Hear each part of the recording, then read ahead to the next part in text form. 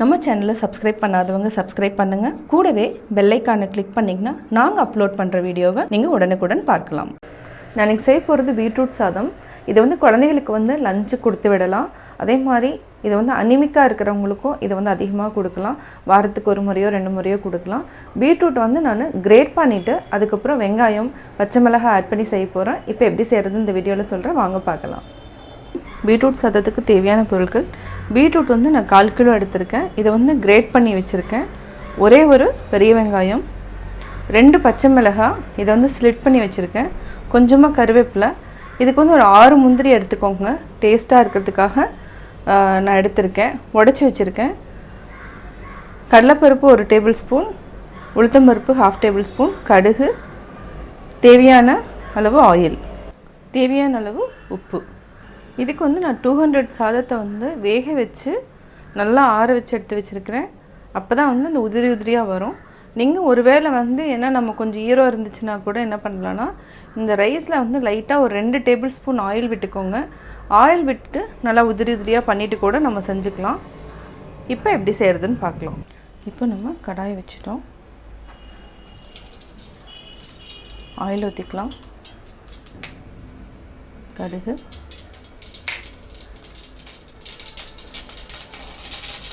கடலைப்பருப்பு, உளுத்தம்பருப்பு இது நல்லா பொன்னிறமாகிற வரைக்கும் நல்லா வறுத்துக்கலாம். அடுத்து நம்ம பச்சை மிளகாய், முந்திரி, கருவேப்பிலை.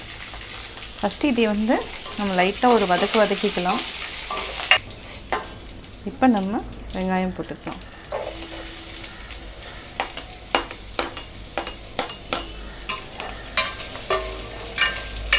வெங்காயம் நல்லா பொன்னிறமாக வர வரைக்கும் நல்லா வதக்கிக்கலாம். இப்போ நல்லா வதங்கிடுச்சு. இப்போ நம்ம பீட்ரூட் போட்டு நல்லா வதக்கிக்கலாம்.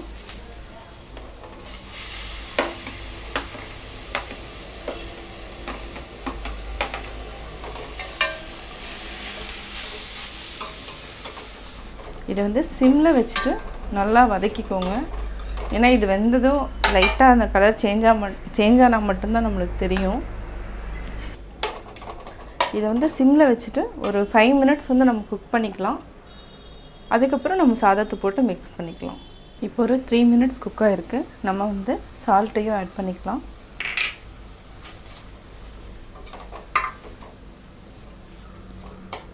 இன்னும் ஒரு 2 நிமிஷம் நல்லா வதங்கினதுக்கப்புறம் நம்ம ரைஸ் மிக்ஸ் பண்ணிக்கலாம். இப்போது நல்லா வெந்துடுச்சு. நம்ம சாதத்தை போட்டு நல்லா மிக்ஸ் பண்ணிக்கலாம்.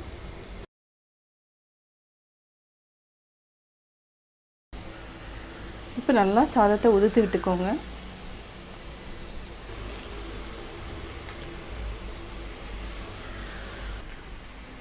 இப்போ நம்ம நல்லா மிக்ஸ் பண்ணிட்டா பீட்ரூட் சாதம் ரெடி ஆயிரும்.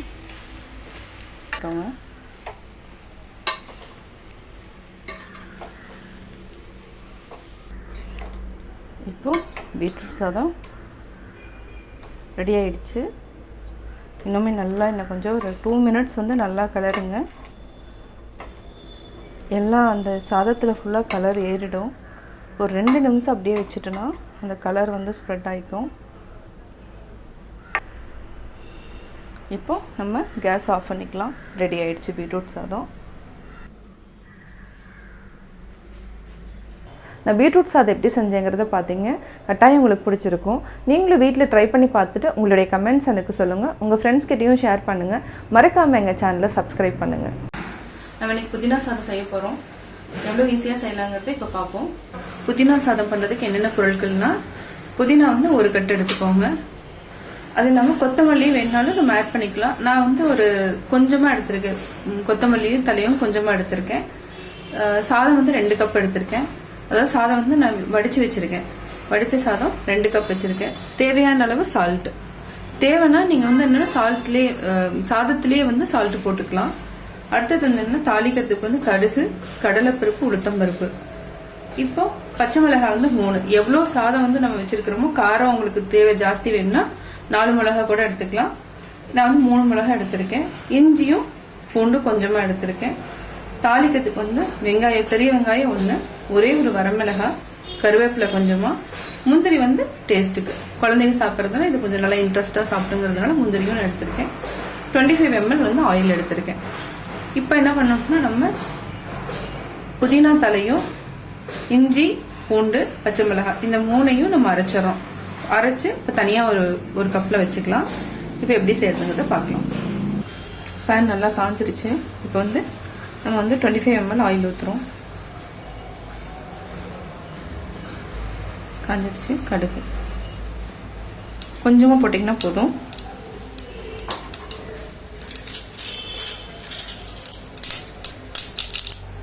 அடுத்து கடலைப்பருப்பு, உளுத்தம்பருப்பு,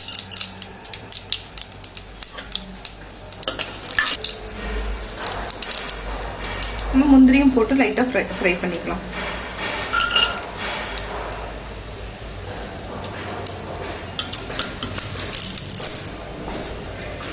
முந்திரி ஃப்ரை ஆயிடுச்சு. இப்போ வந்து வெங்காயம், பெரிய வெங்காயம் 1, கருவேப்பிலை, வரமிளகாய். வெங்காயம் ஓரளவுக்கு லைட்டாக ப்ரௌனாக ஆனோன்னையும் நம்ம வந்து பேஸ்ட் புதினா, பச்சை மிளகாய், இஞ்சி, பூண்டு இந்த 3ஐயும் போட்டு அரைச்சி வச்சுருக்கோம். அதை வந்து நம்ம இதில் ஊற்றிடலாம்.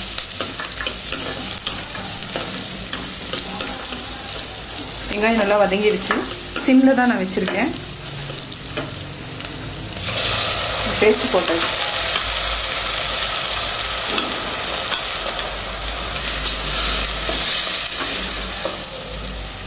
ஒரு 2 நிமிஷம் வதங்கட்டும். இது நல்லா ஆயில் வந்து லைட்டாக மேலே வரும், அது வரைக்கும் நம்ம வதக்கணும். புதினாக்கு வந்து என்னென்னா நீங்கள் ஒரு 5 minutes வந்து, கொத்தமல்லிக்கு வந்து நீங்கள் அதிக நேரம் விடணும்னு அவசியம் இல்லை. புதினா வந்து நல்லா பச்சை வாசம் அடிக்கும். ஸோ அதனால இது வந்து ஒரு 5 minutes வந்து நல்லாவே வேக விடணும். அப்போதான் வந்து நல்லா டேஸ்ட் வந்து நல்லாயிருக்கும். ஒரு 5 minutes வந்து மூடி வச்சிடலாம், நல்லா வெந்துடும்.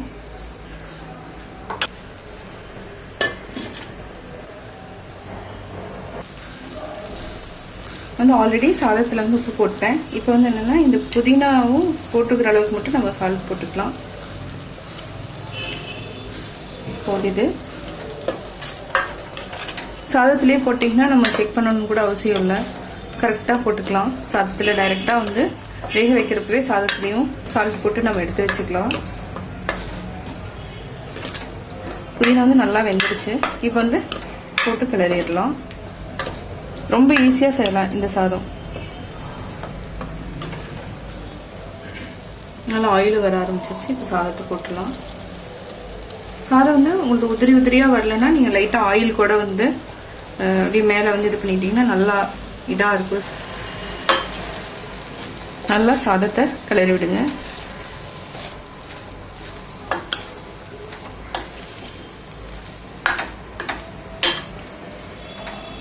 புதினா சாதம் வந்து உடம்புக்கு ரொம்ப நல்லது. இதே மாதிரி என்னென்ன கோயிலுக்கு கூட இந்த மாதிரி சாதங்கள் தான் செஞ்சு நம்மளுக்கு தருவாங்க. ஈஸியாகவும் பண்ணலாம். இப்போ புதினா சாதம் ரெடி ஆயிடுச்சு. இப்போ வேறு பாத்திரத்தில் கொஞ்சம் லைட்டாக சூடாகட்டும். சூடானதுக்கப்புறம் நம்ம வேறு பாத்திரத்தில் மாற்றிக்கலாம். சுவையான புதினா சாதம் ரெடி. எப்படி புதினா சாதம் செஞ்சாங்கிறத நீங்கள் பார்த்துருப்பீங்க. கட்டாயம் உங்களுக்கு பிடிச்சிருக்கும். பிடிச்சா லைக் பண்ணுங்கள், மறக்காமல் சப்ஸ்கிரைப் பண்ணுங்கள், உங்கள் ஃப்ரெண்ட்ஸ் கிட்ட ஷேர் பண்ணுங்கள். நான் இன்றைக்கி செய்ய போகிறது தக்காளி சாதம். இந்த தக்காளி சாதத்துக்கு வந்து சாதத்தை வந்து நம்ம தனியாக வேக வச்சு தனியாக எடுத்து வச்சுக்கணும். இதுக்கு வந்து வெங்காயம் போடாமல் தக்காளி, அதுக்கு வந்து தாளிக்கிறதுக்கு வந்து மசாலா சேர்த்து, தக்காளியில் வந்து என்னென்னா தண்ணி வந்து இருக்கவே கூடாது, நல்லா எண்ணெயில் வதக்கிடணும். அதுக்கப்புறம் நம்ம வந்து சாதத்துக்கு கூட நல்லா மிக்ஸ் பண்ணிக்கலாம். இப்போ எப்படி செய்கிறதுன்னு இந்த வீடியோவில் சொல்கிறேன், வாங்க பார்க்கலாம். நம்ம இன்றைக்கி தக்காளி சாதம் பண்ண போகிறோம். தக்காளி சாதம் வந்து சாதம் வந்து நான் எவ்வளோ எடுத்துருக்கேன்னா 150 grams. அதாவது அரிசி வந்து நல்லா சாதம் வடித்து இப்போ ஆற வச்சு வச்சுருக்கேன். தக்காளி வந்து 3 தக்காளி எடுத்திருக்கேன். 3 தக்காளி சின்னதோ பெருசோ எப்படி நீங்கள் வந்து அளவு நீங்கள் வந்து பார்த்து எடுத்துக்கலாம். நான் வந்து 3 தக்காளி எடுத்திருக்கேன். இதுக்கு வந்து என்னென்னா சிம்பிளாக தான் நம்ம செய்கிறோம் தக்காளி சாதம். ஸோ அதனால் இது தாளிக்கிறதுக்கு மட்டும் வெங்காயம் தேவை கிடையாது. சோம்பு கொஞ்சமாக, பட்டை, லவங்கம், பச்சை மிளகாய் 2, வரமிளகாய் 1, இஞ்சி பூண்டை வந்து என்னென்னா நான் வந்து பேஸ்ட்டாக அரைக்காமல் அதை வந்து தட்டி மட்டும் வச்சுருக்கேன். அதை தட்டி வச்சுட்டு இது ஒரு டேஸ்ட் வரும், ஒரு ஃப்ளேவர் கொடுக்காதுக்காக இந்த மாதிரி பண்ணியிருக்கேன். பிரிஞ்சி லீஃப் இந்த இலை வந்து ஒன்றே ஒன்று, கருவேப்பிலை கொஞ்சமாக எடுத்துருக்கேன்.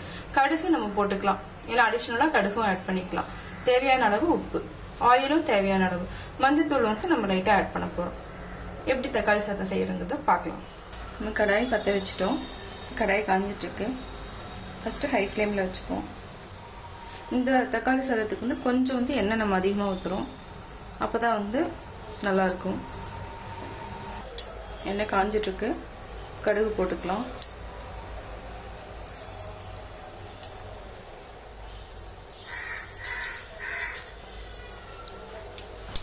இப்போ சோம்பு, பட்டை, லவங்கம் போடுறோம். இந்த இலையும் போடுறோம். சிம்மில் வச்சுக்கோங்க. கருவேப்பிலை போட்டாச்சு. இப்போ பச்சை மிளகாய், இஞ்சி பூண்டு எல்லாமே நம்ம ஒன்றா போட்டோம். இதை வந்து லைட்டாக ஃப்ரை பண்ணிக்கலாம். இது கொஞ்சம் நல்லா ஃப்ரை ஆகிடுச்சு. அப்புறம் தக்காளி,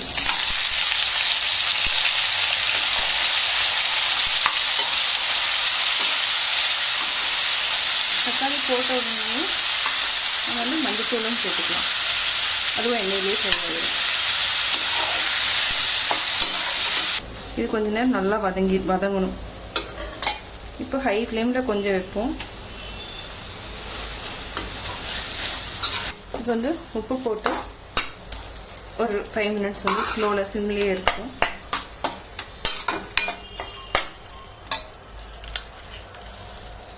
எவ்வளோ சாதமோ சாதத்துக்கு தேவையான அளவு நம்ம உப்பு போடுறோம். செக் பண்ணிக்கணும் அப்பப்போ.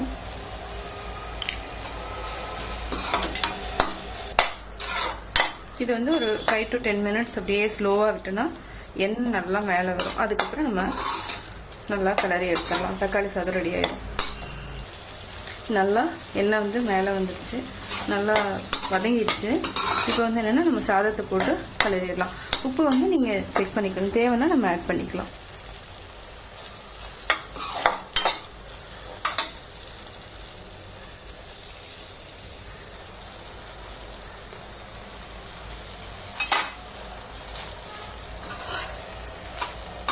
இந்த சாதம் கலர்றதுனா அகலமான கடாய், அகலமாக இருக்கிற மாதிரி பாத்திரம் எடுத்துக்கோங்க. அப்போ தான் வந்து நம்மளுக்கு வந்து சாதத்தை வந்து கலர்றதுக்கு வந்து ரொம்ப ஈஸியாக இருக்கும். இப்போ பார்த்தீங்கன்னா தக்காளி சாதம் நல்லா கலரியாச்சு, ரெடி ஆயிடுச்சு. சுவையான தக்காளி சாதம் ரெடி.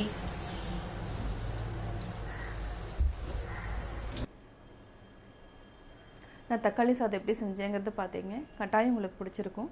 நீங்களும் வீட்டில் ட்ரை பண்ணி பார்த்துட்டு உங்களுடைய கமெண்ட்ஸ் எனக்கு சொல்லுங்கள். பிடிச்சிருந்தா லைக் பண்ணுங்கள். மறக்காமல் எங்கள் சேனலை சப்ஸ்கிரைப் பண்ணுங்கள்.